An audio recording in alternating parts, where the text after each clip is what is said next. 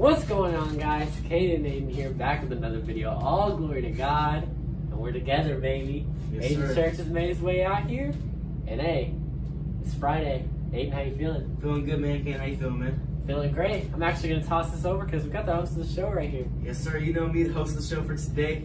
All right, let's do it. So first of all, we're gonna kick it off with some new segment. It's called Top 5 Friday. So we're gonna kick off into me and Ken are gonna be ranking our top 5 favorite MLB mascots. So Ken, let's start off with yours. For me, at number 5, we got Stomper of the Oakland A's. He's a clean elephant. I mean, it's the A's, so what are you gonna do, you know? But it's a clean elephant. I like the look.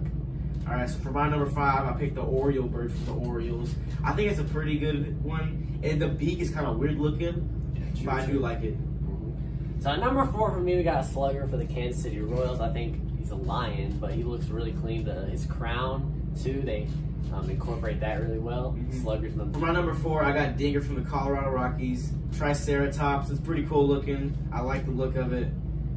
At number 3 for me, I got Lucille of the San Francisco Giants. He just became iconic throughout the 2010-ish era when they won all those championships in 2010, 2012, just all that type of stuff. He's just an iconic mascot. He's got the cool little goggles, and Lucille's number 3 for me. For number 3, I got Stomper from the Oakland Athletics. I think it looks really good because some mascots go from like too realistic and then too cartoony. I think it's a good mix, and I like elephants too. So yeah. At number 2 for me, I got Dinger of the Rockies. I love dinosaurs, and I mean, like Aiden said, it's a good mix of cartoony. He looks cartoony, which I like that on a mascot. I really like Dinger, and he's my number 2. My number 2 is Slugger from the Kansas City Royals. Sorry. He's really cool looking. He's a lion. I like his crown. Just the whole thing looks pretty cool, and it kind of fits into with the cartoony and realistic mixture mixed in. And number 1 for me, you guys can guess it. Come on, it's a no-brainer. The Philly Fanatic. This dude's iconic. He's weird looking in a good way. Runs on the field, does a bunch of stuff. I always remember him when I was little, watching the videos of him messing with Tommy Lasorda and stuff. He's number 1 for me. He's just an iconic mascot. He looks great. My number 1 is also the Philly Fanatic. Same thing Kane said, iconic. That really kicks it at that. Like he said, does a lot of stuff, interaction with the fans. Kind of reminds you of like NBA, Benny the Bull. You know, interact with the fans. Just iconic Has a good mascots. time. Although he did get sued. Or they tried to sue him. But next up, we got We've had some mascot controversy recently. Hold on, okay. That's for another day, though. That's for another day. All right, so next up, we got the MLB Field of Dreams game. Possibly, arguably, the best game of the year. I think Game it's of the year. At least the best game I watched this year. So, Kane, what are your overall thoughts on that game? I thought it was a great game. I watched this game from pitch 1 to the final pitch when Tim Anderson unloaded on that ball to right field. I mean, the stadium was beautiful. I remember telling Aiden, like, dude, I want to play here so bad. Like, the stadium was so nice, and I mean, it was a great game. The worst part about it was the uniform, so that's how you know it's a good game. No, but it was a great game. I mean, there was lots of home runs, lots of excitement. Not every run was scored on a home run, though. You know, the Yankees would go out in front, the White Sox would go out in front, they'd catch up. And Tim Anderson is that dude. Like, he is clutch. Not to take away from what Aaron Judge did. He had 2 bombs. He's also that dude. But Tim Anderson is just clutch like that. So, unlike Kane, I did not watch the game from pitch 1 to the end. But let me tell you guys, I watched it starting at the 8th inning, and man, was that the game to watch.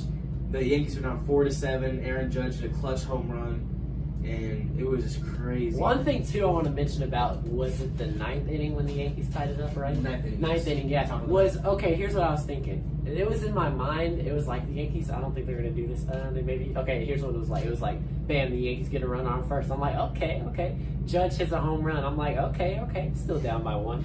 Stanton comes up, bam, crushes one after that Joey Gallo walk. I mean, that Stanton home run was clutch. I heard him say before the game, he's like, I don't know, the balls are flying here, so we'll see what happens.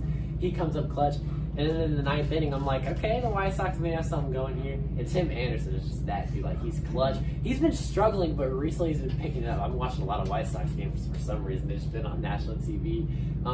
But Tim Anderson is having a really good week.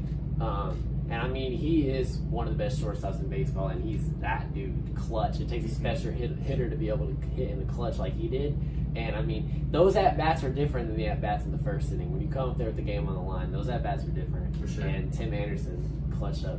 Another thing I want to say, too, is that, kind of off topic, but me and Kane were on FaceTime watching this game, and my TV's a little bit delayed, So we're on FaceTime, right? Impossible not to react. He saw him hit the home run. And so he was like trying so hard, My mouth and then was I was foaming like, up. "Yo!" And he was like, "I know, I was trying so hard." Yeah, too." it was so hard. It was funny, but yeah, it was a lot of fun to watch that game. Great game. Also, one thing I too want to add was I'm not going to be like the commentators and just suck up to the MLB, but this was a good, a good thing put on by the MLB. Oh. The intros were so cool. Controversy. When they walked in from the cornfield, just like the movie, I thought that was so awesome. And I mean, a lot of former Rangers were going at it in that game. Lance Lynn, Joey Gallo, Joely Rodriguez, Ruben Odor.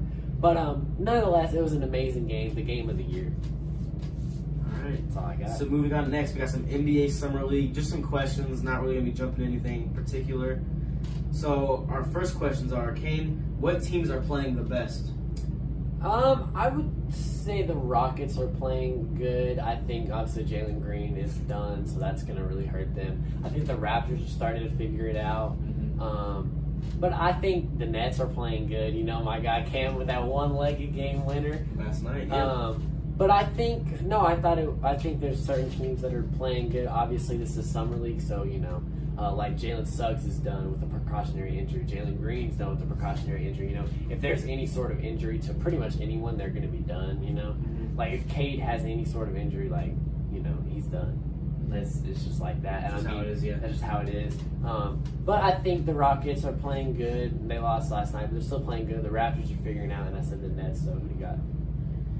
I said the Rockets for now, but Jalen Green being out is definitely going to hurt us. So with that being said, I'm going to have to say the Hawks are probably playing the best right now. Hawks are playing good. Davion Mitchell has been playing amazing, though. Can't lie.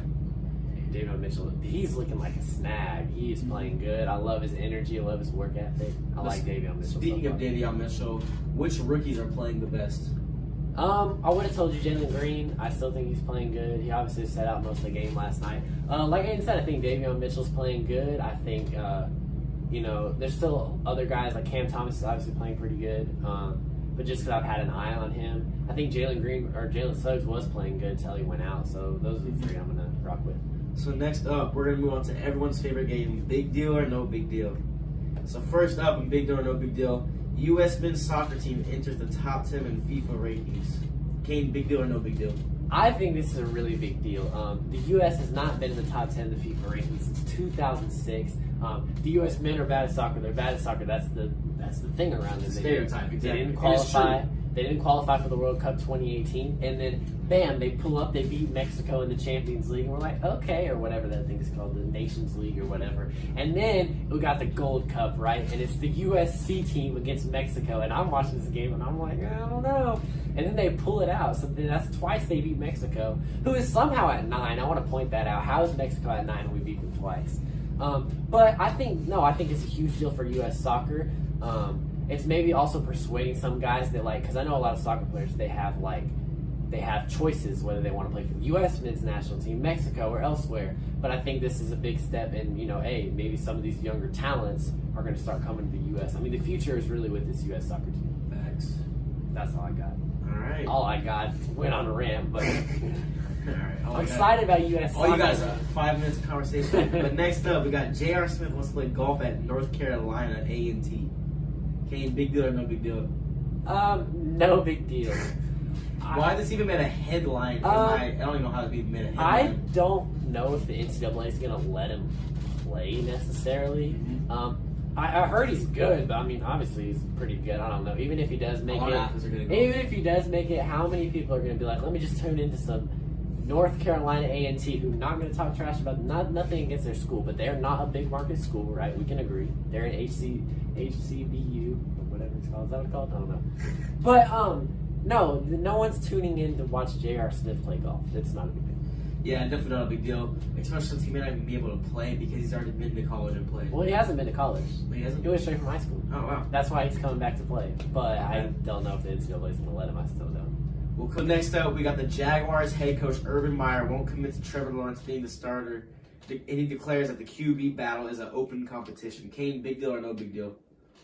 This is not a big deal because Trevor Lawrence is going to start week 1. And if Trevor Lawrence doesn't start week 1, then Urban Meyer needs to get out just as quick as he got in. Mm-hmm. Trevor Lawrence is a world-class talent. Who's behind him? Gardner Minshew. He's only famous for his mustache. Trevor Lawrence is a world-class talent that you're getting. I'm not saying he's going to come on and be Patrick Mahomes, this is year one. He's still gonna have to adjust to the league. But when you have a talent like that, it's not often a talent like that comes through the NFL draft. He's got to be your starter. The Jaguars had the number one pick for a reason. There's no way he doesn't start week one. Well, as a Jaguars fan, he's been a Jaguars fan because I spun the wheel of NFL teams and got the Jaguars. I have to say that's pretty stupid to not start the number one pick in the NFL draft. So, yeah. It's not a crazy big deal because if he doesn't do anything with Trevor Lawrence, then he won't be there that long. I mean, it's not a crazy big deal because he's probably just saying that, like, he doesn't want to be like, oh, Trevor's our guy, Yeah. He wants to give everyone else some hope, and then, Trevor's the starter. All right, next up, we got the Brewers pitcher, Corbin Burns, ties MLB record with 10 straight strikeouts versus the Cubs. Kane, big deal or no big deal? I think this is a big deal because this is the second time this record has been tied this year. We saw Aaron Nola do it, former LSU Tiger legend, I might add. We saw Aaron Nola do it, and now we see Corbin Burns do it. Corbin Burns has broke out on the scene this year, had an amazing season, and no matter who does anything like this, it's a big deal. It's legendary. Before this, only Tom Seaver had done it. Before this year, there was only one person doing the history of baseball. It's a big deal. It is a big deal, and I agree with you on that one. Next up on Big Deal, No Big Deal, Detroit Tigers legend, future Hall of Famer Miguel Cabrera hits career home run number 499. Actually, watch this happen on ESPN. Aiden, big deal or no big deal? It's obviously a big deal. It's pretty crazy that he hit 499 home runs, especially since he's so close to a huge milestone of 500. Yeah, it's definitely a big deal. It's a huge deal. I mean, this is Cabrera. He's one home run away from 500. Like you said, 500 home runs. That's not a task that every major league player gets. It's a very exclusive list, and that's a big deal. All right, next up, Padres manager Jace Tingler says once Fernando Tatis Jr. comes off the IL, he will play out the outfield. Yeah, I think this is a big deal, but not in a bad way. I think this is a good thing for the Padres. I've heard he's been practicing it, and I think that's good. If you look at this dude's defensive numbers, they are terrible. Like, as good of a player as this guy is, it's insane how good of a player he is, but how bad of a fielder he is. Like, he is top among the league in errors, and I know it's like kind of a meme too, but if you look at the advanced metrics, like, they are just as bad. Like, this dude is not a great shortstop, and I think he's going to be moving to the outfield, which this dude's athletic as crap. Like, he's going to move I think his transition will be smooth to the outfield. I think it's a big deal in a good way for the Padres. You can't say they don't have depth there. They have Cronenworth and Adam Frazier, two middle infielders. They got depth there. I think this is a big deal and a good deal for the Padres. All right, guys, that's all we have for today. Let us know what you think. Make sure to follow us on TikTok, Twitter, Instagram. All Kane and Aiden. All Kane made and it Aiden. easy for you guys. But for now, this is Kane and Aiden Signing off.